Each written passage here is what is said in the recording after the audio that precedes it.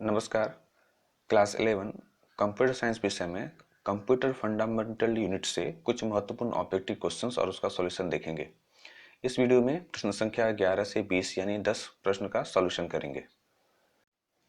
Question number 11, storage of 1 KB means the following number of bytes. 1 KB storage में कितने number of bytes होते हैं? या सवाल ऐसे भी पूछा जा सकता है कि 1 KB यानी 1 KB is equal to how many bytes. तो यहाँ पर ऑप्शन ए है 1000, ऑप्शन बी है 964, ऑप्शन सी है 1024, ऑप्शन डी है 1064। तो इसका जो आंसर होगा वो होगा option number C, that is 1024। Question number 12, what do you understand by IPO cycle. IPO cycle का मतलब क्या होता है? बेसिकली यहाँ पर सवाल पूछा जा रहा है आईपीओ का full form. Option A input permission output, option B inner process outer, option C input process output, option D inter process output. तो इसका जो आंसर होगा वो होगा option C, that is input process output. Computer का काम करने का ये तरीका है कि आप कुछ भी इनपुट करते हैं, उसका फिर प्रोसेस होता है, देन फिर आपको आउटपुट में रिजल्ट मिलता है। तो इसका जो आंसर होगा वो होगा C. Question number 13, which of the following is volatile memory. इनमें से किसे वोलेटाइल मेमोरी कहा गया है? देखिए, वोलेटाइल का मतलब ये होता है कि इस मेमोरी में चीजें तब तक रहेंगी जब तक कंप्यूटर आपका ऑन है। ठीक है, तो इसका जो ऑप्शंस दिया हुआ है वो है ए रोम, बी रैम, सी हार्ड डिस्क और डी फ्लैश मेमोरी। तो इसका जो आंसर होगा वो होगा ऑप्शन नंबर बी, रैम। यानी रैम एक वोलेटाइल मेमोरी है क्योंकि इसमें रखी चीजें तब तक रहती हैं जब तक कंप्यूटर आपका ऑन रहता है। Question number 14, Param and Anurag are name of.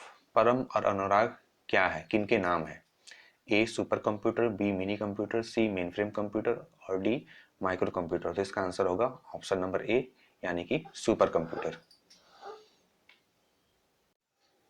Question number 15, vacuum tubes are used in. Vacuum tube का यूज किया जाता था A first generation, B second generation, C third generation, D fourth generation. तो इसका आंसर होगा option number A, that is first generation.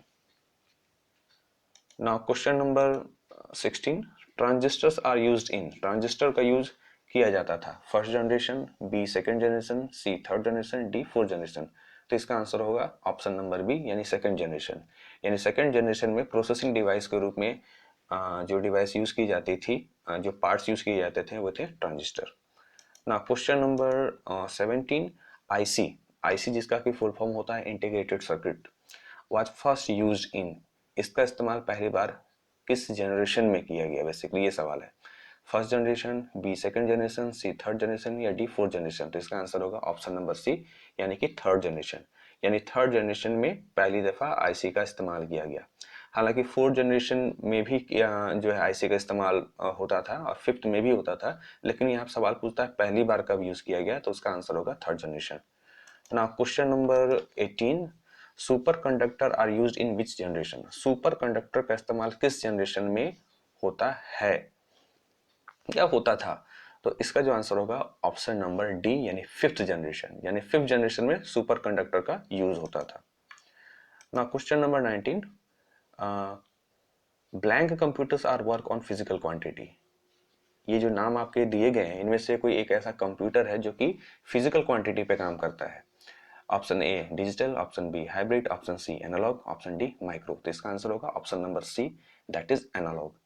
तो complete sentence, analog computers are work on physical quantity. Now question number 20, which of the following is part of computer system. इनमें से कौन computer system के part होते हैं? Option A hardware, option B software, option C liveware या user, option D all.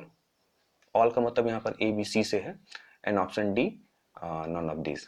तो इसका जो आंसर होगा वो होगा ऑप्शन नंबर डी ऑल। यानी एक कंप्यूटर सिस्टम तीन चीजों से मिलकर बना होता है। हार्डवेयर जो उसके फिजिकल पार्ट्स हैं, सॉफ्टवेयर यानी उसको चलाने वाले जो प्रोग्राम है, और लाइववेयर या यूजर वो जो कि इस कंप्यूटर को यूज करेगा। तो यहाँ पर कंप्यूटर सिस्टम के जो पार्ट्स कहलाएंगे वो तीन है, हार्डवेयर सॉफ्टवेयर एंड लाइववेयर। तो इस हिसाब से इसका जो आंसर होगा वो होगा option number D, all. All का मतलब यहाँ पर ए बी सी से है। आशा करता हूँ आज का जो ऑब्जेक्टिव सवाल थे वो आपके एग्जाम के लिए काम आएंगे। मिलते हैं नेक्स्ट वीडियो में, तब तक के लिए धन्यवाद।